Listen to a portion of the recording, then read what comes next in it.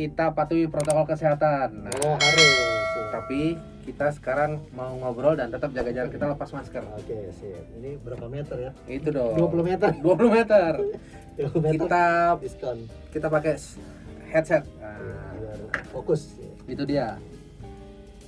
Nah, mantap. Oke, apa kabar CSA lovers dan sahabat dimanapun berada. Nah, kembali lagi bersama saya Lucky Bayu Purnomo dan kali ini kita akan ngobrol dengan salah satu sahabat saya, Arya Santoso. Nah, kebetulan adalah Presdir atau Presiden Direktur dari CSA Institute. Begitu ya, Bro ya? Iya, betul. Nah, kita akan ngobrolin prospek, kemudian banyak hal-hal menarik ya seputar kehidupan dunia keuangan, khususnya mereka yang telah meraih gelar CSA Certified Securities Analyst. Tapi sebelum itu mungkin teman-teman udah pada sering lihat Arya Santoso ini menjadi salah satu pakar di bidang pasar modal dan memang dengan kompetensinya kerap diundang dengan berbagai macam media, mulai dari TV, media cetak, elektronik dan sebagainya. Tapi kita ingin tahu sebenarnya Arya Santoso itu siapa sih? Nah, biar teman-teman tahu nih. Gimana, Bro? Ya, sebenarnya sih bukan siapa-siapa lah. Bukan siapa-siapa. Kebetulan karena diundang di CSA Channel ya, Iya. dengan Mas Lucky Bayu Purnomo ini jadi ya terangkat ya. Itu Jadi dia. lebih punya exposure ke publik gitu. Sebenarnya memang kalau jadi narasumber di berbagai media itu mulainya belum lama sih. Jadi waktu itu kalau nggak salah tahun 2015 ya. 2015 ya. Baru mulai. Sebenarnya memang yang senior kan udah jauh lebih duluan ya diundang gitu. Tapi saya waktu itu baru mulainya di IDX Channel itu belum ada. Waktu itu 2015 itu IBCM ya. Oh ya, itu Indonesia Business ya. and Capital Market. Sebelumnya itu kalau nggak salah MNC Business. Ya, MNC ya, Business. kalau nggak salah, ya. Baru berubah ke IBCM. Ya. Kemudian baru berubah lagi jadi IDX Channel setelah IDX itu mengakuisisi ya kalau nggak salah ya. Jadi punya memang jadi salah satu pemilik juga dari media itu. Jadi dirubah jadi IDX Channel. Tapi ngomong-ngomong syuting terus di IDX Channel, kemudian malang melintang di TV, kita juga sering lihat di koran, kemudian di internet. Background apa sih sebenarnya? Lahir di mana? Saya numpang lahir di Bandung sih, tapi sejak sekolah di playgroup pun udah di Jakarta karena orang tua merantau ke Jakarta. Jadi bahasa Sundanya udah hilang, udah dikembalikan. Cuma numpang lahir di Bandung waktu. Terus SD, SMP? Ya, SD, SMP, dan playgroup udah di Jakarta terus. Oh, di Jakarta. Kuliah? Kuliah di Jakarta juga, di Trisakti. Oh, background memang ngambil jurusan ekonomi atau ada yang lain? Bukan, backgroundnya itu sebenarnya teknik industri. Seru nih, teknik industri nih. Ya, sekarang ngurusin teknik transaksi. sekarang industri keuangan. Industri keuangan. Terus ya, pasar modal. Jadi sebenarnya memang sempat ke industrial dulu ya. Jadi sempat ke real sector di industri gitu. Kemudian baru karena ada kawan yang bilang, wah daripada lu udah mulai ada penghasilan, nanti daripada dipakai buat yang enggak harus investasi dong. Investasi, kemudian dikenalkan di pasar modal. Itu tahun berapa tuh kali pertama kenal? 2000. Oh, tahun 2000. Ya, tapi pertama kali kenal langsung instrumen itu kan banyak tuh instrumen market, ada Forex, kemudian CFD, ada option, stock. Waktu itu kelihatannya belum terlalu populer ya CFD ya. Jadi pertama kali kenal apa? Saham. Stock market langsung. Ya, stock market. Tapi ya itu juga kacau itu reckless banget, maksudnya culun banget gitu. Kacau deh pokoknya. Soalnya tahun 2000 itu kan saya ingat waktu itu udah ada online trading, tapi web based ya, salah satu sekuritas itu ada. Tapi entry barrier-nya cukup berat ya, maksudnya cukup sulit untuk kita masuk ke market karena waktu itu depositnya untuk bisa bertransaksi cukup tinggi. Waktu itu memang untuk sebagai pemula ya, itu di angka 100 juta kalau nggak salah, itu cukup tinggi. Tahun 2000 tahun ya. 2000 ya. Ya karena dulu juga Kijang masih 30 juta kalau nggak salah ya. Tapi waktu itu gimana? Waktu itu akhirnya, belajar dulu atau memang gara-gara temen nih beli apa? Karena ada temen yang kemudian memperkenalkan, masa masuknya depositnya harus besar ya, akhirnya mana belum terlalu paham gitu. Jadi akhirnya udah deh, gue titip lu aja ya gitu, boleh dong, nebeng. Nebeng. Tapi jadi dengan nggak punya knowledge, terus kemudian juga keberanian juga masih belum terlalu baik ya, wajar dong, karena kan hambatannya orang masuk ke market itu kalau nggak tahu dia nggak berani karena takut rugi misalnya kan, jadi atau merasa belum punya anggaran gitu kan, bisa begitu. Jadi pertama kali mulai memang nggak besar sih ya, udah skalanya memang udah jutaan, tapi ya reckless banget, nggak belajar gitu, ikut-ikut tanpa pengetahuan yang cukup baik, nggak memadai.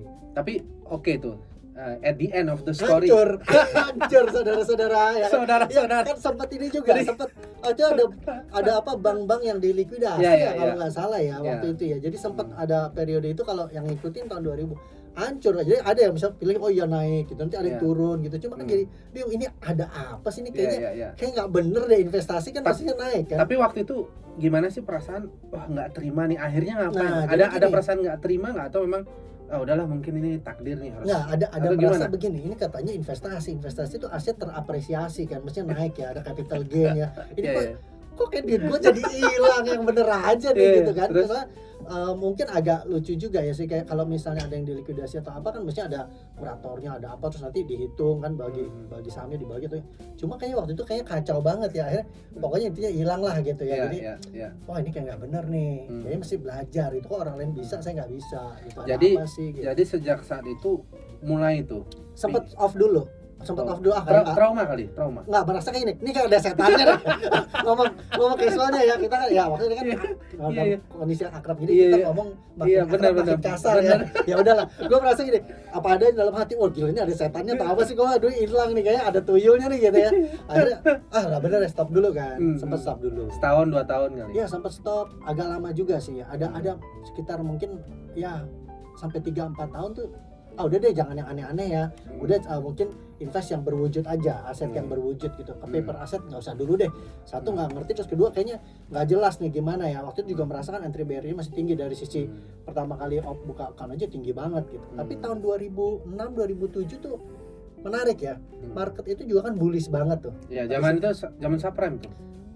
Sebelum subprime kan bullish banget, sampai ada komoditi yang kita minyak tuh sampai 147 ya, dan batubara yang sampai saham yang dari acuran yang sangat terkenal itu saham batu-batuan itu kan tahun 2007 dari 800 jadi 8.000 tuh dari 200 perak kalau nggak salah. Kalau dari tahun-tahun sebelumnya itu udah sampai luar biasa kan, sampai turun lagi ke 385 itu. Jadi sana sebelum subprime mortgage itu tahun 2006-2007 mulai nyari sebenarnya, ini kayaknya kan itu periode bullish. Tapi nggak dendam kan nyari itu? Enggak, justru gua kemarin hilang duit nih sekarang nih. Bukan, cuma dendam. Merasa gini, dulu kayaknya gua salah siklus ya. Ini kok ada bullish gitu. Kalau gua nggak ikut salah juga nih. Kayaknya mesti belajar, mesti tahu gitu sesuatu. Jadi tanya-tanya gitu, tanya-tanya temen yang memang sudah cukup punya pengalaman di dunia pasar modal, itu saya samperin, saya tanya gitu.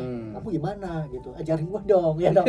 Ya kan, kalau nggak gimana, kita kan belajar gimana pun kalau belajar itu harus mencari source yang tepat ya, mentor yang tepat ya. Jadi sumber kan banyak. Tapi ngomong-ngomong masalah sumber, masalah mentoring itu apa sih?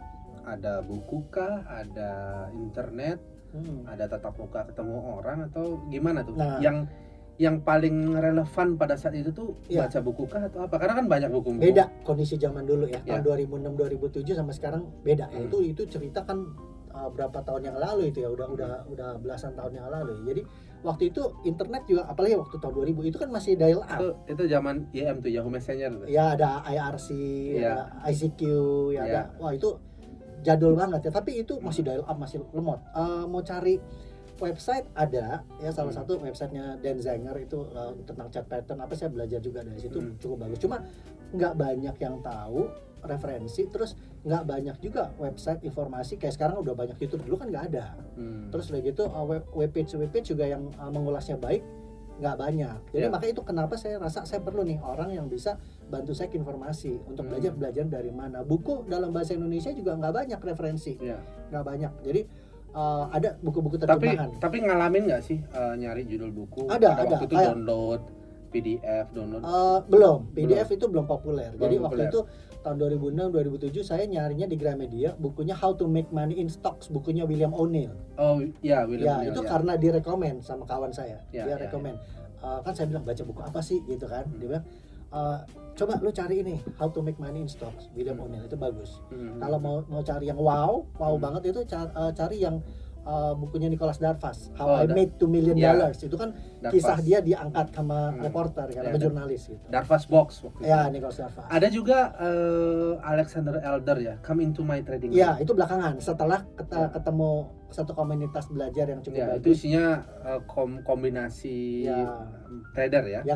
Yang Bro Lucky suka yang entries exit kan? Siap. Nah, betul nggak? Ya kan? Siap. Nah, itu yang Itu- banyak teknik-teknik dari Itu para salah satu trader. inspirasi gua menulis buku tuh, Nah. entry exit gitu. Ya, itu Terus? oke. Tapi itu taunya setelah udah belajar. Jadi Hmm. dia mengarahkan ke komunitas yang memang benar-benar belajar dengan baik gitu dari sumber-sumber yang baik. Nah, itulah kenapa kenal sama Jack Club waktu itu.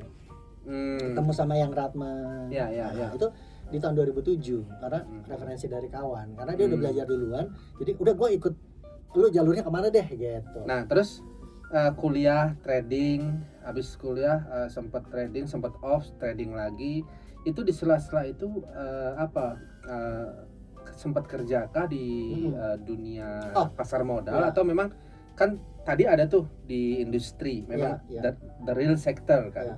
Nah, Jadi- apakah setelah itu sempat ada Saya tahun 97 udah masuk ke real sector sebenarnya. Udah Ah. mulai masuk ke real sector, makanya begitu udah kerja beberapa tahun ada penghasilan, makanya teman saya bilang daripada lu pakai enggak kan, daripada dipakai buat dugem buat apa Ya, foya-foya ya. lebih baik invest Ya. gitu. Jadi itu udah masuk ke real sector tuh. Jadi tahun 2006 2007 mulai belajar lagi.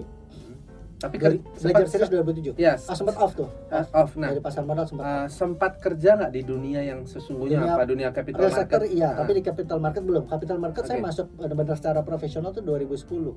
2010 mulai jadi trainer Oke. secara profesional ya. Kalau Hmm. kumpul-kumpul sama teman-teman belajar bareng itu sih udah dari 2000. Itu topiknya apa sih ketika kumpul tuh ya bicara apa tuh topiknya, apakah sentimen, TA, technical analysis Waktu atau 2010? fundamental pada waktu itu? Kalau 2010 itu udah lewat subprime mortgage, kemudian pada saat saya mulai ngajar secara profesional lebih ke waktu itu technical dulu. Kenapa? Karena technical itu kan boleh dibilang sangat mudah untuk dipahami orang awam karena cuma ngelihat price movement ya. Ya. Tapi kalau ngomong udah sentimen, terus menghitung valuasi, hubungan antar negara Ya, misalnya intermarket- sentimen global, intermarket analysis, ya. itu kelihatannya perlu pemahaman yang cukup baik ya. Jadi kalau diceritain sedikit-sedikit sepotong-potong agak sulit ya. Tapi kalau ngomong price movement hampir semua orang sangat mudah untuk Ya. bisa terima gitu.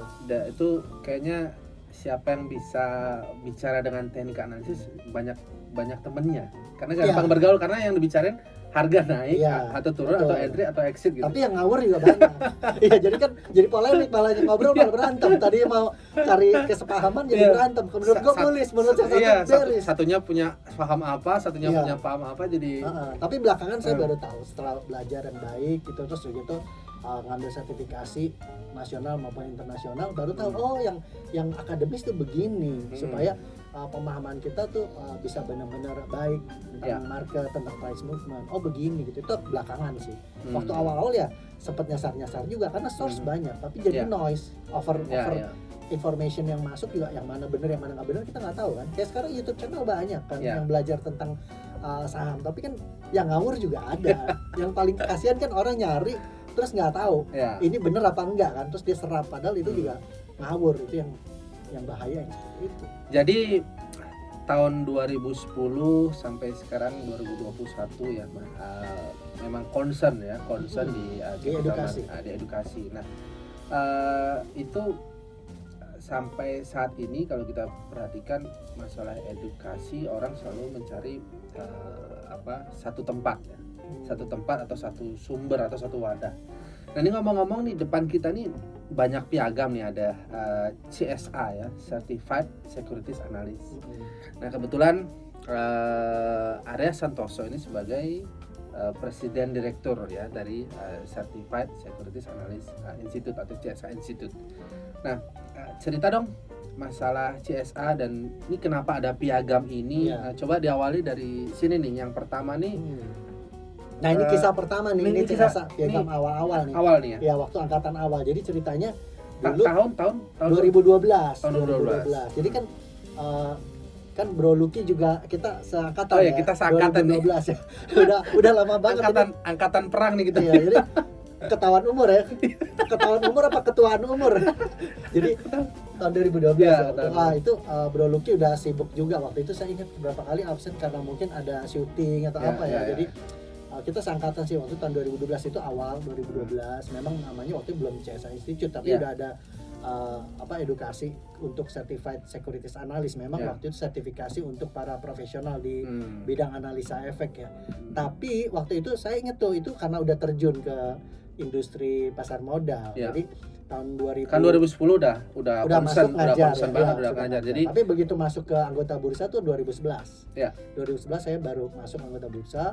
Jadi analis secara profesi. Nah itu saya ingat tuh kalau nggak salah gue pernah baca deh analisa Arya Santoso apa sih ada di salah satu majalah ya. Oh ya, memang ada kasih opini itu rutin kolumnis. Ya, itu pernah rutin ngisi opini ya. Jadi memang ada satu majalah lifestyle gitu, tapi dia kasih kolom buat. Iya, ingat itu majalah lifestyle ya, ini. jadi bagus juga sih memperkenalkan merubah budaya hidup nih. Karena majalah lifestyle diisi tentang komentar mengenai investment. Nah, terus itu lebih ke mindset sih. Tapi itu tahun 2011 saya merasa tuh memang ternyata kalau kita punya background itu nggak ada latar belakang misalnya kan kalau yang memang punya lisensi kalau di anggota bursa itu kan untuk broker dealer atau untuk fund manager atau untuk underwriter, tapi untuk analis kan nggak ada sertifikasinya, nggak ada lisensinya tepatnya, nggak harus punya lisensi. Jadi siapapun bisa. Kemudian pada saat mau kita masuk secara profesi misal melamar kerja itu akan dicek dong yang mengakses juga masing-masing pemberi kerja yang mengakses teknik asesmennya bener apa enggak juga nggak jelas sebenarnya kan? Parameternya juga nggak jelas gitu karena strukturnya apa kan mereka bukan asesor sesungguhnya. Kalau mereka suka mungkin oke, ya kalau mereka nggak suka mungkin gimana kan. Kalau misalnya bisa aja dia punya pemahaman A yang benar B, waktu saya ngomong B dia nggak demen misalnya. Tidak ada standarisasi kayak gitu. Jadi terus lama kan harus diceknya agak lama gitu. Tapi saya mulai mikir, oh ya mungkin ada bagusnya kalau punya certified di bidang analis itu akan mempermudah untuk dari sisi karir atau kalau ketemu siapapun gitu untuk tahu saya punya pemahaman tuh udah terstandarisasi gimana. Nah itu ikut masuk ke pelatihan di CSA. Waktu itu belum sertifikasinya belum bisa diakui negara sih, tahun 2012 belum. Sekarang yang memperoleh gelar ini sekarang diakui. Yang ikut pelatihan CSA Certified Securities Analyst bisa untuk persiapan ikut assessment untuk dapat sertifikat dari analis efek dari negara, dari BNSP. BNSP. Ya, BNSP itu banyak yang nggak tahu sih, Badan Nasional Sertifikasi Profesi. Itu banyak yang kurang ngerti sih. Sebenarnya itu untuk berbagai profesi ya, nggak cuma analis efek aja. Bro, ini ngomong-ngomong profesi ya, ini kan sibuk-sibuk nih suruh ngambil profesi certified analyst, kemudian sibuk suruh belajar. Tapi pada kenyataannya kalau gue lihat tuh di lapangan banyak tuh juga analis-analis yang tidak tersertifikasi itu cukup oke gitu. Tapi pandangan Bro Arya sendiri gimana itu? Ya sebenarnya sih boleh dikatakan yang nomor satu memang kompetensi ya. Jadi kita nggak ngomong dia certified atau tidak. Sebenarnya kompetensi. Ada yang punya pengalaman cukup panjang, dia punya kompetensi juga bagus, terlihat dari karya-karyanya. Kayak Bro Lucky juga kan udah banyak nulis buku. Terus di bidang edukasi kan ngajar juga ya. Jadi dosen. Di alma mater sendiri ya. Di Trisakti ya. Di Trisakti jadi itu dosen S2. Ya, nah itu. Jadi itu kan sebenarnya kalau tidak certified dari CSA juga sekarang, tapi sebenarnya Bro Lucky udah CSA kan? Udah. Nah, kita berdua CSA nih. Kita angkatan CSA, angkatan pertama. Angkatan pertama. Aja waktu graduate. Nah, itu sebenarnya kalaupun tidak certified, sebenarnya dari sisi kompetensi dikenal publik karena udah punya reputasi kan. Nah, cuma ada orang-orang tertentu dia punya kompetensi tapi tidak pernah diuji, tidak pernah diakses. Kemudian bagaimana publik tahu atau misalnya pemberi kerja gimana tahu? Kalau atau mungkin partner bisnis gimana tahu? Itu kan mungkin harus punya interaksi dulu kan. Benar-benar itu Gitu. jadi pengguna jasa juga melihat kita sesuai dengan standarisasi Ya itu kayak industri. shortcut sih, kayak shortcut maksudnya Ya. bukan shortcut pendidikan atau pelatihannya, tapi shortcut pada saat misalnya kita mau mempresentasikan diri ke publik, Ya. entah itu misalnya kemanapun ya, ke partner bisnis atau ke pemberi kerja atau ke media, begitu udah ada judulnya kan, oh kita tahu minimal pengetahuan kita sudah ada standarnya, Ya, knowledge kita, skill kita, attitude kita udah ada standarnya. Lebih bisa, kurang tidak mungkin, karena Ya. kalau kurang kan nggak lolos assessment. Ini sampai sekarang nih apa concernnya ke gimana sih? Ya, nah ini cerita kan, CSA ini ada sampai saat ini di Ah. tahun 2021, apakah ke university ataukah ke langsung ke kantor ataukah ke emiten karena Ya. kan berhubungan dengan pasar Ya. modal, nah itu ataukah kita, atau Banyak. gimana sih perjalanan yang fenomenal apa yang ya, fenomenal? jadi sebenarnya gini, ini kan cerita, makanya ingat ada plakat ini pertama ya, terus kemudian kalau lihat di sini kita ada graduation juga nih, angkatan tertentu memang biasanya kita di bursa juga di bursa efek. Oh, di bursa efek. Ini graduation Ya. ya, graduation. Kemudian ini dari emiten, karena kita biasanya waktu pelatihan juga ada jadwal untuk site visit ke emiten. Oh, jadi peserta bisa langsung ikut Bisa sebagai interaksi ya dengan di emiten. site, Site langsung kita di lapangan. datang ke site Oh. sebelum pandemi ya, Iya, sebelum iya, pandemi. iya. Jadi kita datang tuh ke entah ke pabriknya kalau Hmm. memang manufacturer ya, atau kita datang ke kantornya Hmm. gitu. Kita bisa langsung interaksi dengan emiten, dengan IR-nya atau dengan direksinya. Nah, kemudian bisa langsung mengkonfirmasi misalnya informasi-informasi yang sudah dipublish, atau bisa menggali apapun yang mungkin masih tersirat gitu, ataupun rencana-rencana masa depan yang belum dipublish. Atau yang belum tersurat itu. Iya, ya pasti itu yang menariknya di situ. Tapi pada saat site visit. tunggu. Ini peserta bisa site visit itu setelah dia dapat gelar atau dalam Sebelum rangka? pada saat pelatihan. Jadi itu menariknya pada saat pelatihan. jadi yang ikut Lagi belajar punya semangat artinya. Ya. Oh, kayak apa sih dunia yang sebenarnya, karena Ya. kan sebenarnya ini menurut gua bisa diikuti oleh lintas disiplin ilmu ini. Iya, betul. Karena Nggak harus keuangan kan? ya, karena nggak semua orang itu mau jadi analis sih sebenarnya. Ya. Oh, untuk profesi ya. Ya. Untuk profesi. Kalau yang memang untuk profesi mau jadi analis itu memang mengejarnya sertifikasi itu untuk bisa meningkatkan dari sisi reputasi ya. Jadi udah certified gitu. Jadi dia ada keunggulan di situ. Nah, tapi kalau bagi orang yang memang punya berbagai profesi, kemudian pengen punya knowledge atau skill tentang pemahaman tentang investasi. Misalnya kalau saya profesinya dokter, boleh dong investasi, tapi kan belajar analisa itu juga perlu waktu yang panjang mungkin dan nggak terstruktur kalau belajar sendiri ya. Tapi kalau ikut pelatihan di CSA bisa punya knowledge dan skill itu, walaupun nanti nggak dipakai di profesi dia, tapi knowledge dan skillnya kepake ya. Jadi bisa saja ya, bisa aja tuh orang awam bisa. Misalnya spesialis dokter bedah, tapi CSA dia bisa karena kan? dia mau misalnya ya kan? memahami Betul, tentang kompetensinya investasi bedah pasien.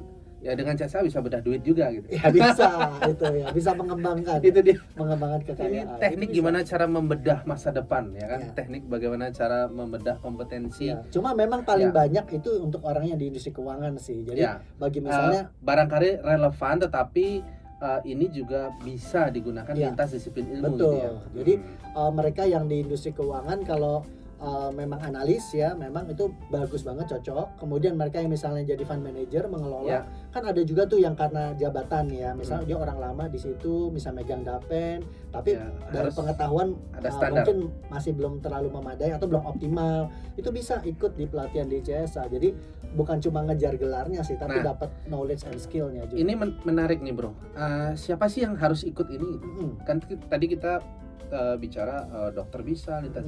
Yang paling relevan pada pertama kali itu memang apakah kalau kita lihat keuangan ya, bank ada banking, ada insurance, ada brokers house, macam-macam, ada otoritas sendiri. Nah, itu yang paling relevan untuk kali pertama ini siapa nih?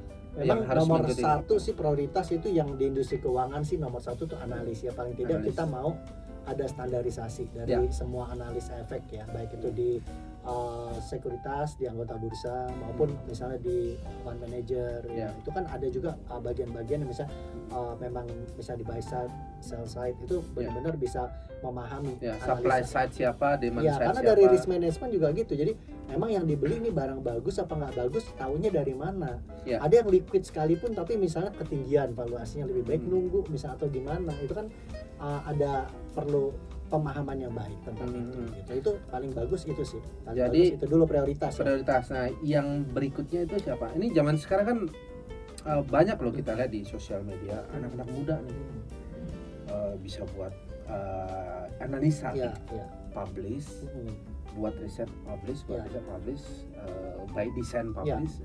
Maksudnya apakah itu merupakan satu captive market sebenarnya, dan ini sekaligus juga ya mungkin Bro Arya bisa memberikan pandangan bahwa sebenarnya ada baiknya gabung di kolam yang terstandarisasi sehingga announcement kemudian hasil publikasi itu sesuai dengan kriteria atau parameter-parameter pasar tuh. Jadi pandangan Bro Arya itu gimana tuh? Ini kan fenomena nih, yang tadinya kerja biar terstandarisasi ikut sertifikasi, yang ingin terjun di industri agar sama dengan standarisasi ikut sertifikasi. Tapi sekarang banyak tuh bermunculan, at least itu mungkin inovatif, tetapi seperti yang tadi kita bahas, barangkali ada dispute. Ada angkatan corona. Ada disinformasi. Nah itu anjurannya apa sih sebenarnya dengan adanya CSA ini? Keanekaragaman dari sisi pemikiran, baik itu analisis, itu sebenarnya memang akan selalu ada ya. Tapi kaidah-kaidah standar ya, kayak misal landasan-landasan yang seharusnya itu merupakan titik awal, titik pijaknya itu mesti sama gitu. Jadi nggak mungkin juga misalnya memang metode juga banyak, kayak metode valuasi ya, untuk modeling itu banyak. Tapi seenggak-enggaknya jangan sampai gitu ya ada publik secara umum itu dikaburkan ya dengan misalnya kayak sekarang yang terkenal kayak udah pom-pom ya kan, atau orang itu udah dari dulu, bukan cuma sekarang, udah dari dulu. Jadi desas-desus apa itu sebenarnya udah dari dulu, tapi dengan adanya pemahaman yang sama tentang satu kaidah yang akademis, itu akan sangat menolong baik mereka yang di industri maupun bagi orang awam. Jadi orang awam tuh kan banyak yang mau invest, tapi waktu dia di pom-pom itu informasi kan banyak di grup WA, Telegram, ya kan, di sosmed kan banyak. Yang paling mengerikan itu bukan nggak dapet stock pick, yang paling mengerikan adalah dikasih stock pick kita nggak tahu ini benar bagus apa enggak. Kan itu yang sebenarnya kita perlu supaya orang-orang itu punya pengetahuan yang baik, ya, punya wawasan yang baik, sehingga ketika ada informasi dia bisa menguji gitu, ini informasi sebenarnya memang bagus atau baik atau tidak gitu. Itu rumor yang memang masuk akal, possible, kan derajat probability kan yang dilihat kalau di pasar. Itu ekspektasi, persepsi, itu semua bermain di sana karena pasar kan emosional. Nah, oleh karena itu perlu landasan yang baik, pemahaman yang baik. Ini oke nggak nih? Berarti ini alumni udah banyak nih?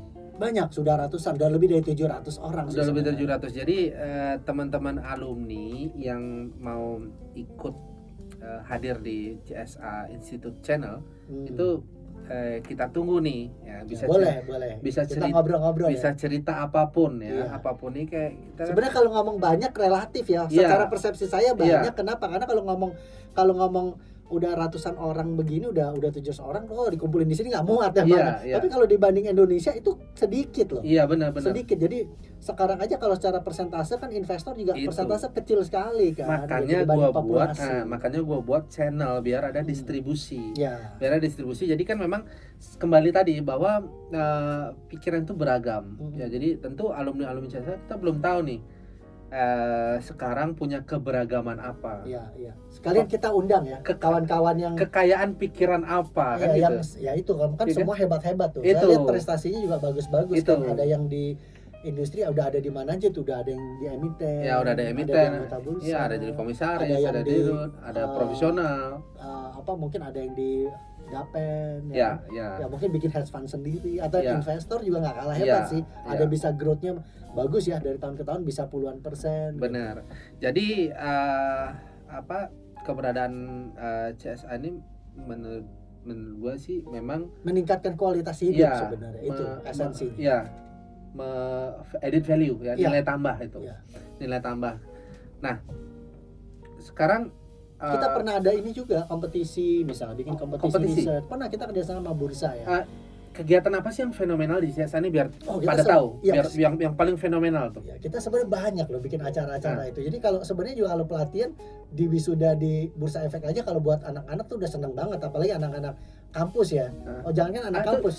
Suruh ngapain tuh? Suruh ngapain? Nah biasa gini praktek kita keadaan itu, peristiwa itu apa? Jadi gini, sebenarnya sih kita kalau dari hal-hal yang biasa itu ya kadang-kadang bagi kita biasa, buat anak-anak mahasiswa mungkin luar biasa karena mereka sekarang kalau belajar di kampus itu kan cuma knowledge aja, sedangkan kita memberikan knowledge, skill, attitude yang bisa siap di tempat kerja, sumber kompetensi mereka. Tapi biasa mereka di program RSA sih, Registered Securities Analyst. Oh ini justru ada dua? Ada. Jadi CSA Certified Securities Analyst. Kita ada juga RSA, Registered Securities Analyst. Unit kompetensinya beda. Oh jadi gimana sih sebelum ngambil ini ikut RSA dulu? Untuk publik yang memang memenuhi syarat, nanti bisa lihat ya di websitenya CSA Institute. Itu ada syarat-syaratnya. Websitenya apa websitenya? Di CSA Institute www. Cari aja pasti keluar, keluar. Kalau sekarang kan gampang, tinggal Google langsung keluar. Itu dia. Nah itu jadi kalau yang untuk RSA itu biasanya junior, biasanya belum berpengalaman, atau bagi orang-orang awam yang misalnya backgroundnya nggak di ekonomi, kemudian aduh nanti kalau ke CSA keberatan nggak ya, terlalu berat nggak ya, karena harus bikin laporan research, misalnya harus presentasi. Tapi kalau untuk pengetahuannya aja, untuk knowledge-nya aja di RSA udah cukup memadai tuh untuk memahami tentang analisa efek. Tapi nanti ketika udah cukup menguasai, mau lanjut ke CSA juga bisa gitu. Tapi biasa kalau anak-anak tapi kuliah lompat langsung bisa, nggak apa-apa ya? Boleh. Kalau atau ada matrikulasi gitu, penyesuaian misalnya belum, masih hijau banget nih, belum pernah tahu market. Kita anjurkan kalau ya bagi yang masih pemula sih ambil yang RSA dulu sih. Itu dari pengenalan pasar modal, kemudian termasuk ada memahami pergerakan harga juga ada, untuk teknikal juga di situ ada kompetensinya. Jadi nanti bisa dilihat, silakan visit di websitenya CSA Institute. Nah di situ ada tuh unit kompetensi apa aja. Jadi dari total semuanya itu kayak misalnya untuk menjawab media, bagaimana presentasi di media, itu di RSA tidak ada, di CSA ada. Yang kayak gitu-gitu. Jadi bikin laporan riset di CSA ada, di RSA tidak ada, kayak gitu. Nah ini obrolan kita nih makin seru. Nah gua mau tanya nih, tadi kan kita bahas masa lalu nih. Yang barusan kita bahas masa kini. Masa depan seorang Arya Santoso itu apa? Ya kalau sebenarnya sih kalau kita bicara masa depan itu ada dua persepsi mengenai masa depan. Ada yang bilang masa depan tuh nggak ada yang tahu ya. Katanya ada yang bilang masa depan nggak ada yang tahu. Katanya soal naksir aja belum tentu jadian ya. Nembak belum tentu diterima katanya pacaran kan. Tapi kalau pacaran belum tentu nikah. Nikah pun belum tentu langgeng gitu kan katanya. Ya kan masa depan nggak ada yang tahu. Sebenarnya nggak begitu juga. Masa depan itu ada yang bisa diprediksi. Desain. Ada yang bisa didesain dan diprediksi. Karena kayak begini. Contoh ini kita syuting nih hari Senin. Besok hari apa kan Selasa udah ketahuan. Nah, hal-hal seperti itu sebenarnya satu masa depan yang bisa diperkirakan gitu. Jadi kayak sekarang lagi bulan Mei, masuk mulai Mei.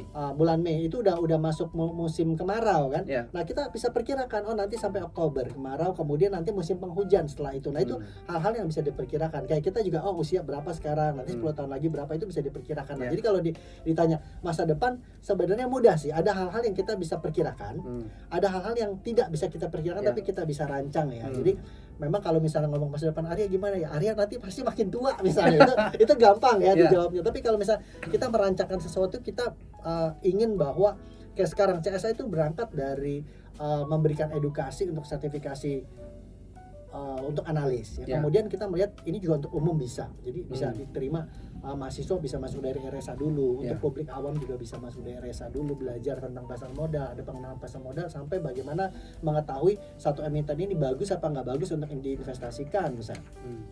Nah itu kita juga udah ada sekarang program yang di teknikal juga ada, Register Technical Analyst itu juga ada. RTA. Ya, nah sebenarnya kita juga akan mendesain satu pelatihan-pelatihan yang secara praktis bisa digunakan orang awam. Jadi nggak harus full ngambil program untuk CSA, tapi bisa belajar dari bagian-bagian itu yang secara praktis kita mau tawarkan juga ke publik. Sebenarnya sih ini banyak rahasia dapur yang sebenarnya masih ada, entah itu di kepala saya atau teman-teman yang lain. Banyak yang juga memberi kontribusi untuk ide ya untuk CSA, bagaimana bisa banyak menolong bagi orang-orang awam yang ingin belajar gitu. Jadi apakah nanti going digital juga untuk mempermudah orang bisa belajar jarak jauh, karena sebelumnya kita selalu belajarnya ini ketemu tatap muka.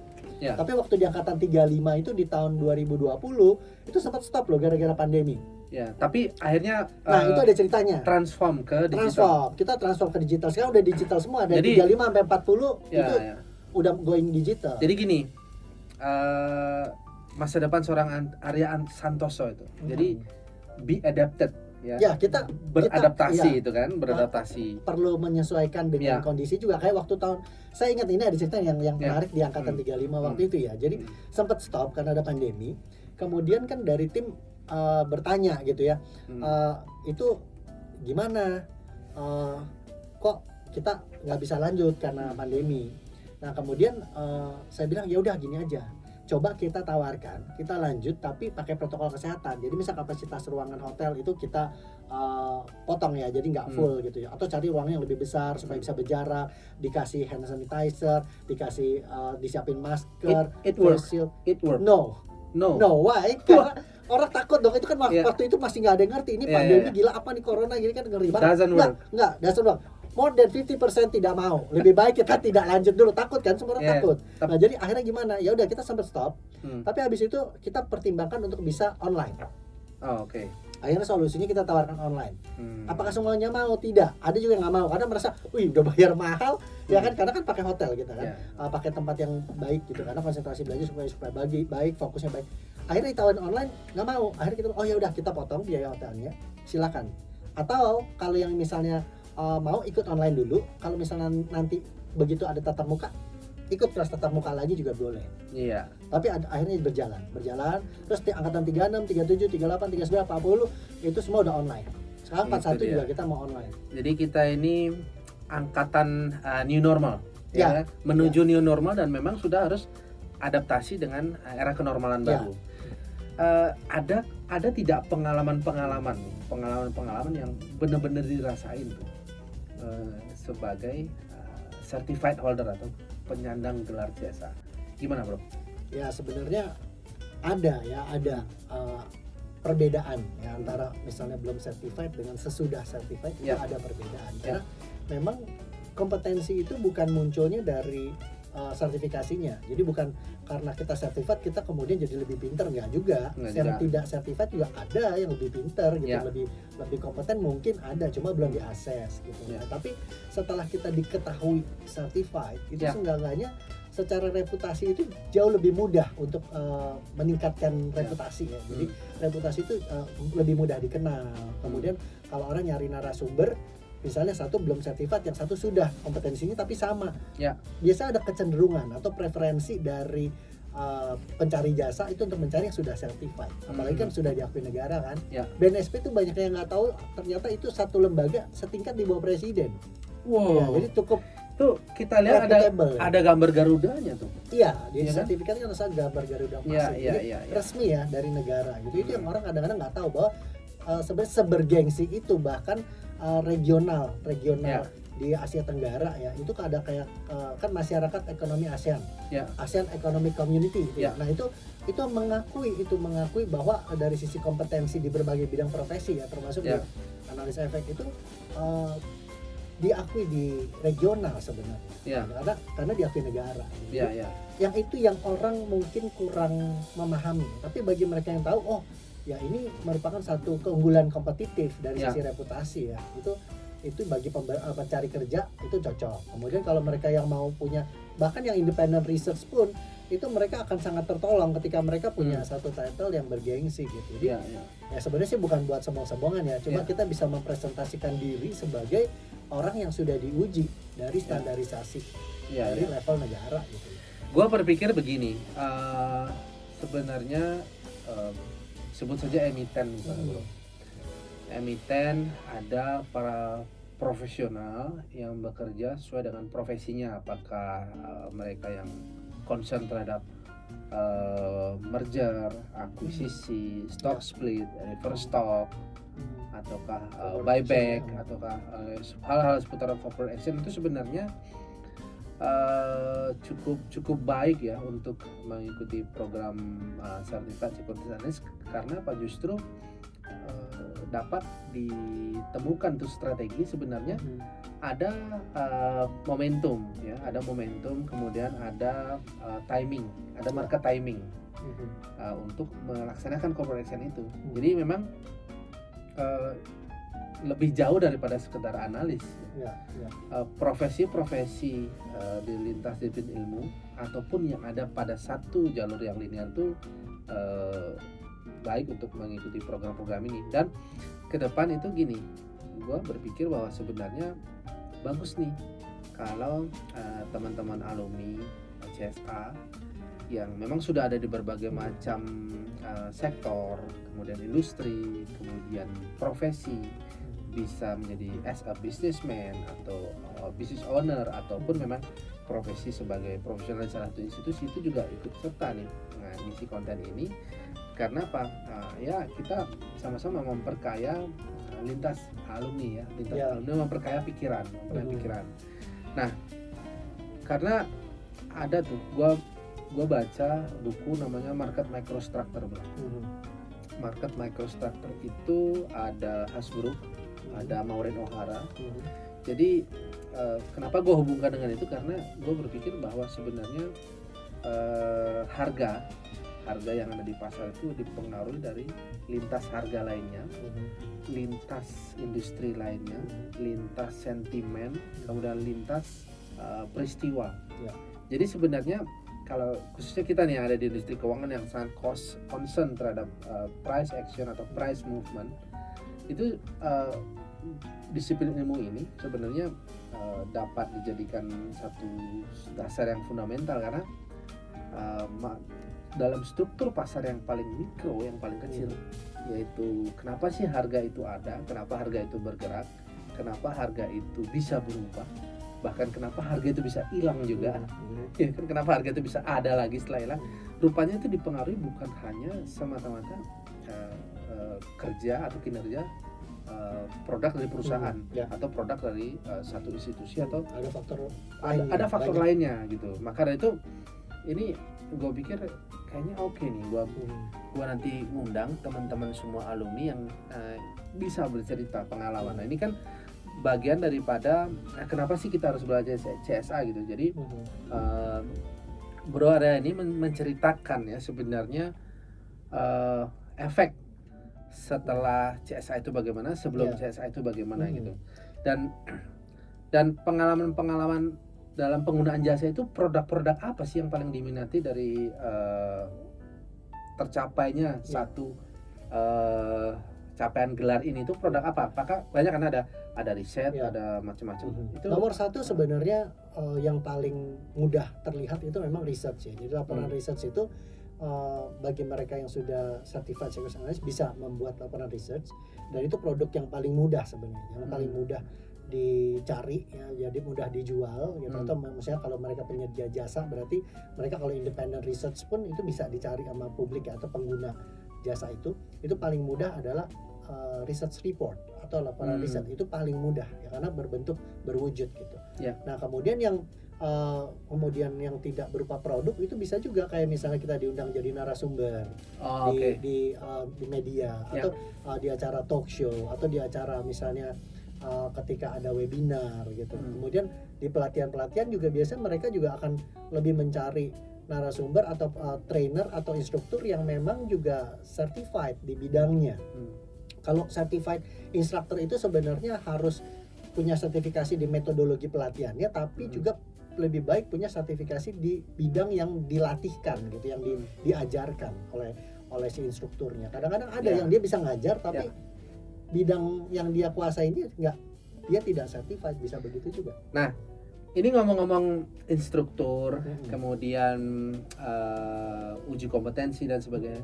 Ini teman-teman harus tahu nih, sulit nggak sih CSA itu? Ya, jadi sebenarnya kalau ngomong sulit nggak sulit ya, sebenarnya segala sesuatu itu menurut saya orang lain ada yang bisa, berarti ya ada prosesnya ya. Jadi kalau bagi mereka yang kurang niat mungkin akan merasa wah susah nih ya kan, tantangan nih, challenge yang wah berat nih gitu. Itu karena nggak niat ya. Tapi kalau di situ ada niat, biasanya akan diupayakan, diusahakan, dan biasanya sebenarnya kalau udah bisa mengikuti program pelatihan ya akan sangat menolong untuk mempersiapkan diri kita untuk proses assessment. Sehingga kecuali yang tahu-tahu datang ke LSP pasar modal, gue mau certified, itu mungkin agak lebih nggak tahu kan strukturnya seperti apa. Tapi kalau bagi mereka yang mau langsung assessment itu ikut pelatihan pun bisa di briefing di situ. Oh, berarti yang dipersiapin ini loh. Yang kompetensinya apa aja sih yang diujikan. Bukan bocoran soal ya, tapi dipersiapkan. Ya, seperti tryout lah ya. Ada tryoutnya juga. Jadi kita dipersiapkan dulu dari sisi knowledge-nya, dari sisi skill-nya juga dipersiapkan untuk dia melatih membuat gitu misalnya research report. Nah, coba rutenya tuh dari hari pertama tuh memang pengenalan. Ada dari pengenalan pasar modal, kemudian nanti dari mengetahui produk-produk efek, terus bagaimana tentang financial modeling, bagaimana valuasi, melihat price movement, grafik juga ada. Lalu mengetahui teknikal membuat sampel produk. Ya, sampel produk. Diajarkan juga. Ya, gitu. Membuat sampel produk analisa ya. Ya, itu tadi kita bicara produk, itu produk yang gampang terlihat, yang paling mudah sih sebenarnya. Sebenarnya yang lebih sulit itu adalah bagaimana kita mempresentasikan kompetensi kita ke publik bagi para pengguna jasa sehingga itu menjadi satu reputasi. Dari kompetensi menjadi reputasi. Nah, ketika kompetensi ini bisa dipublikasi atau bisa digunakan oleh masyarakat banyak, kemudian itu jadi reputasi yang baik. Kita di situ juga biasa, apalagi kalau diukur dibandingkan dengan orang-orang lain, itu akan terlihat keunggulannya. Sehingga ada yang disebut prestasi. Jadi urutannya coba ulang. Kompetensi harus punya. Kompetensi setelah punya kompetensi baru bisa punya reputasi. Kalau nggak punya reputasi sulit kita punya reputasi yang baik ya. Kompetensi, reputasi, prestasi.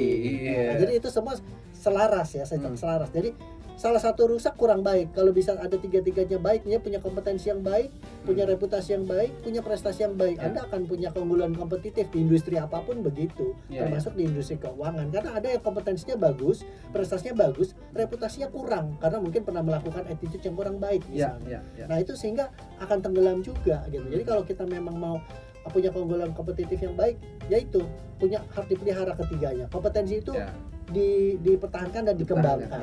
Nah, bro, gini, tadi itu penyandang gelar tuh, efeknya apa, pengalamannya apa. Nah, ini buat teman-teman yang nonton, siapa sih yang dapat menggunakan produk ini gitu? Tidak ingin mengikuti proses ya untuk pembelajaran CSA atau tidak ingin, tapi sebagai business owner gitu. Nah, ini untuk teman-teman business owner nih yang memang udah stable, kemudian udah firm, kemudian udah workable. Dari aspek demand side, ya tadi kan supply side. Nah, demand side itu siapa sih yang harus mempergunakan ya alumni CSA ini? Ya, jadi sebenarnya gini, dari anggota bursa sendiri itu kan banyak yang memang ingin punya analis yang punya kualitas baik Kenapa? Kompeten. Jadi dari sisi analis yang baik itu akan menghasilkan advisory yang baik. Atau produk-produk research yang baik sehingga menarik para investor untuk bisa tahu memilih investasinya di siklus sektor yang mana atau di emiten mana sih yang sekarang lagi baik kondisinya. Jadi bukan berarti emiten itu yang kurang baik akan kurang baik selamanya. Bisa aja sekarang di siklus ini dia kurang baik, bisa di beberapa waktu kemudian berubah ke siklus yang mendukung, dia bisa jadi baik gitu. Kayak dulu properti pernah 4-5 tahun lagi hot banget, tapi kemudian kan sekarang lagi slow down. Tapi berarti bukan selamanya, akan ada nanti siklusnya lagi gitu. Nah, bagi para mereka yang membutuhkan itu ya tadi kan seperti misalnya anggota bursa pasti ada demand di situ. Kemudian dari pengelola dana, dari misal dari Dapen, dari insurance, termasuk business owner ya. Termasuk dari business owner. Terus gini, salah pahamnya adalah gini, ngapain ya belajar untuk analisis efek gitu? Kenapa nggak langsung ambil advisory? Nah, problemnya adalah begini. Advisory yang ditawarkan itu banyak dari berbagai institusi maupun dari para penyedia jasa independen ataupun dari manapun ya, banyak. Nah, kita tahu dari mana kualitasnya yang bagus. Itu karena pemahaman pengguna jasa kurang memahami. Bisa aja dia salah. Berarti kan? Gini, berarti sebenarnya business owner pun boleh mempelajari dulu. Jadi mempelajari dulu untuk punya pemahaman yang baik, nanti kerjain orang lain. Stakeholder Stakeholder itu perlu mengetahui manfaat kenapa adanya penggunaan jasa CSA. Mm-mm. Itu kan itu. Ya, jadi kayak nggak gini tahu bro, misalnya gini contoh nih ya, kita kan nggak harus berarti kalau belajar nyetir akan selalu nyetir sendiri, boleh kita sewa sopir kan. Tapi kita tahu kalau sopir kita serampangan nyetirnya Ya, nggak punya SIM lah, nggak punya SIM. Ya kalau nggak punya SIM sih ceritanya udah lain cerita ya, bisa tangkap polisi tuh. Iya. Tapi kalau kita sudah mengetahui nih, oh yang baik tuh nyetir begini, yang nggak serampangan tuh begini, handlingnya yang bagus begini. Tapi nggak selamanya kita harus nyetir sendiri. Ya. Tapi kalau kita punya pemahaman itu, ketika orang melakukan kurang baik, kita tahu, oh ini nggak bagus nih dia nih. Ya kan, nah jadi sama waktu saatnya gini, kita belajar mengenai analisis efek bukan berarti selalu harus kita yang ngerjain loh. Jadi kalau kita misalnya sebagai orang yang gue nggak ada waktu nih untuk analisis sendiri, tapi belajar tentang analisis efek ini dengan punya knowledge-nya, dengan skill-nya, ketika kita membeli jasa orang advisory yang dia ngerjainnya nggak baik, kita tahu oh ini kurang baik, ini yang baik, ini yang excellent, ini yang bagus. Oh kita membeli aja produk yang memang orangnya memberikan produknya bagus, yang kurang ya jangan kita subscribe gitu. Tapi gimana kita tahu bagus apa enggak kalau kita hanya jangan ngerti? Iya. Paling enggak kita tahu dasar-dasar kapan kita harus ngerem nih, lampu merah di market, lampu kuning, lampu hijau. Nah, karena sekarang banyak yang nawarin advisory, banyak banget dari yang orangnya certified, yang tidak, yang ngawur, yang bener itu banyak. Tapi kalau kita sendiri nggak ngerti, kita mau subscribe yang mana? Masa di subscribe semua gitu kan nggak mungkin dong. Kita harus milih. Nah, gimana kita bisa milih pun akan sangat bagus bagi mereka misalnya yang sudah punya kompetensi di bidang pekerjaannya masing-masing, belajar yang tentang pemahaman analisa efek ini menolong banget gitu. Bro, banyak nggak sih kompetitor nih? Atau CSA ini memang uniqueness atau memang banyak penyelenggara seperti ini yang concern terhadap? Kalau untuk belajar tentang analis efek sebenarnya fragmented itu banyak. Jadi cuma belajar technical doang, belajar fundamental doang, atau belajar tentang sentimen itu ada tuh yang fragmented. Tapi kalau secara terstruktur baik paling tidak untuk fondasi dasar kita punya keunggulan adalah dari sisi bobot fundamental sudah terstruktur, teknikal ada juga di dalamnya.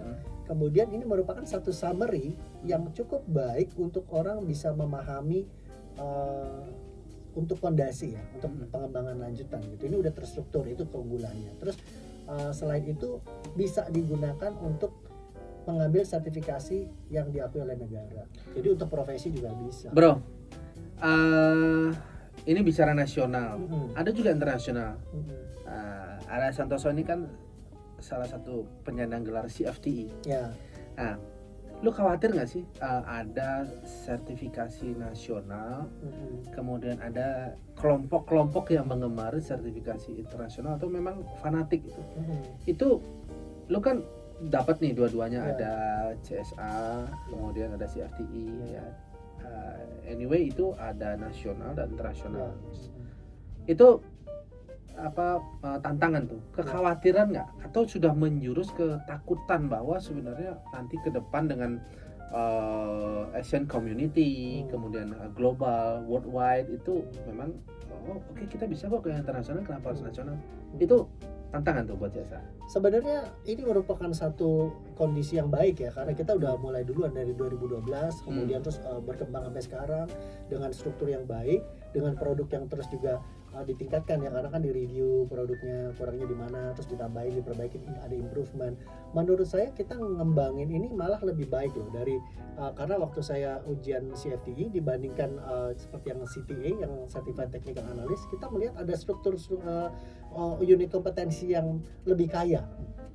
Jadi bukan tanpa mengecilkan yang internasional ya, tapi yang di Indonesia sendiri ada unit kompetensi yang lebih kaya. Kayak misalnya gimana sih kita bicara ke media, itu nggak ada di sertifikasi internasional, tidak dibahas. Di CSA di kita yang di nasional, di CSA, di CTA ada. Jadi maksudnya kita nggak boleh lebay ya, gitu, nggak boleh lebay, nggak overacting itu ya, atau kita nggak boleh market anjlok, itu kan bahasanya media kan. Kalau kita kan akan bicara bahwa market terjadi pelemahan sebesar misalnya 2%, itu kan peluang kenaikan, peluang penurunan itu gitu kan jelas juga kan. Jadi maksudnya objektif dengan bahasa yang santun, dengan bahasa yang memang mudah dimengerti bukan tidak bias. Pasar memerah, itu kan potensi jual itu. Itu berapa gitu. Kalau misalnya longsor tuh berapa? Longsor 5% apa 10% apa 2%? Longsor kadang-kadang 0,5% aja dibilang market longsor. Ya kan, jadi kalau kita jelas gitu. Jadi objektif. Itu ada cara-caranya dan itu di sertifikasi internasional unit kompetensi itu nggak ada. Nah, itu salah satu aja ya. Ya, Jadi ya. ada, nggak selalu yang nasional juga kelihatannya kurang bergengsi, nggak juga. Kalau kita lihat secara struktur yang sertifikasi internasional sudah cukup baik. Ya. Nah, ini merupakan jembatan juga menurut saya kalau misalnya suatu saat kita mau bersaing di internasional, kita itu bisa kerjasama ya, bisa kerjasama. Tidak tertutup kemungkinan bisa aja ada kesetaraan gitu, karena ada sertifikasi nasional di negara-negara lain itu bisa ada kesetaraan dengan sertifikasi internasional. Jadi bisa aja misalnya suatu saat kita ada pembicaraan atau kerjasama, bisa aja langsung bisa ada kesetaraan. Bisa langsung, Bisa barangkali ada matrikulasi yang memang seperti itu. sesuai. Ya, sangat Misalkan mungkin. ya kalau bicara teknik analisis, oh ternyata memahami bullish candlestick, bearish candlestick itu sudah ada, sama-sama ada. Ya. Jadi ada matrikulasi yang justru itu membuahkan bukan kompetisi lintas bisa kolaborasi nanti, ya. kompetisi lintas pemegang Ya. sertifikasi, tetapi kolaborasi. Nah, jadi kita nggak perlu khawatir bahwa kalau misalnya internasional itu lebih kompetitif dibanding yang nasional. Malah sekarang kalau orang luar dari luar negeri masuk ke Indonesia, kalau udah sertifikasi profesinya nasional, mereka harus ambil sertifikasi itu untuk profesi gitu. Jadi kalau misalnya jadi chef gimana nih, BNSP misalnya ada nih, atau misalnya jadi barista atau jadi roaster misalnya ada nih di Indonesia sertifikasinya dari BNSP. Orang luar kalau mau kerja di sini bisa jadi harus ngambil sertifikasi nasionalnya gitu. Jadi sebelum dia membuktikan diri bahwa memang cocok dengan unit kompetensi yang di Indonesia. Jadi kita nggak usah khawatir sama sertifikasi internasional itu akan lebih kompetitif dibanding yang nasional gitu. Malah kalau kerjanya di Indonesia ya cocoknya ambil yang lokalnya, yang nasionalnya dulu. Malah yang tadi saya sudah sampaikan di edisi sebelumnya kan itu juga regional diakui loh gitu, dikenal gitu. Bahkan itu bisa jadi jembatan nanti yang mau lanjut nih ke yang internasional akan lebih mudah. Gitu. Ya. Nah, Bro, 2021 program ke depan apa? Nah, program ke depan kita memang punya tantangan karena dari sisi digital ya, tatap muka kita udah online. Kita juga rencana memang akan menyediakan materi-materi yang bisa dipelajari, jadi nggak harus real time. Kalau selama ini kan, pada saat instrukturnya berbicara harus real time interaction ya kan. Jadi tapi interaksi yang real time itu kita akan coba ubah supaya ada modul-modul yang bisa dipelajari sesuai dengan waktu dari para peserta. Jadi ini salah satu program kita juga 2021 ya. Jadi supaya bisa lebih banyak menjangkau ya para peserta dari seluruh Indonesia, bahkan mungkin yang di luar negeri.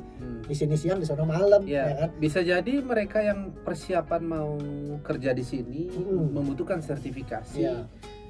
Bisa mengikuti dari mana aja justru ya. Dari atau bagi orang-orang yang memang diaspora ya, mereka yang keluar dari Indonesia, ada yang mungkin di Jerman, ada di Inggris, ada yang di Amerika, ada yang di Australia, ada perbedaan waktu, tapi mereka mau gitu memahami tentang pasar modal Indonesia misalnya, tapi mereka masih awam, mau belajar kemana sih gitu. Nah kalau udah bisa online, ada tangan modul-modul yang standby, itu bisa mereka pelajari juga gitu. Itu satu challenge yang kita juga mau jawab. All the best untuk CSA dan ikuti terus episode-episode berikutnya CSA Lovers. Kita akan bahas topik-topik menarik, bukan hanya topiknya, kisah penyandang gelar CSA itu seperti apa, yang terkini dan aktual itu seperti apa. Like, comment, share, and subscribe YouTube channel kita. Nanti ada keterangannya di deskripsi. Dan jangan lupa juga follow Arya Santoso, IG apa? Di IG Arya Santoso. Saya selalu pakai nama asli kayak James Bond. Oh, James gitu Bond ya? kan kata agen rahasia, tapi nggak pernah nyaru. Kemana-mana kalian nama asli. Saya selalu pakai nama asli. Jadi Di sekarang sosmed apa? Biar teman-teman sosmed. Ya, sosmed IG. saya sekarang lagi nggak terlalu aktif, tapi nanti tentu akan reaktivasi lagi ya. Tapi di IG pakai Arya Santoso, di Twitter pakai Arya Santoso, di Facebook Arya Santoso, sama semua. Ya, cari di Google, Ya, cari di nama Google Arya asli. Santoso ada nanti liputan-liputannya. Dan jangan lupa juga follow Lucky Bayu Purnomo LBP. Siap. Follow IG saya Ya. Lucky_BP. Banyak Dan acara ngopinya itu, banyak itu dia. acara santainya. Kita punya banyak acara ngopi ya, ngobrol prospek ekonomi dan investasi. Oke, mudah-mudahan ulasan-ulasan ini memberikan manfaat, dan jangan lupa untuk teman-teman sahabat CSA ataupun para partisipan yang sudah di CSA ataupun yang akan ikut jenjang pendidikan ini untuk terus berkontribusi, dan kita tunggu kehadirannya di channel ini. Kita punya channel namanya CSA Institute Channel. Terima kasih, saya Lucky Bayu Purnomo dan Saya Arya Santoso. sampai jumpa pada episode berikutnya.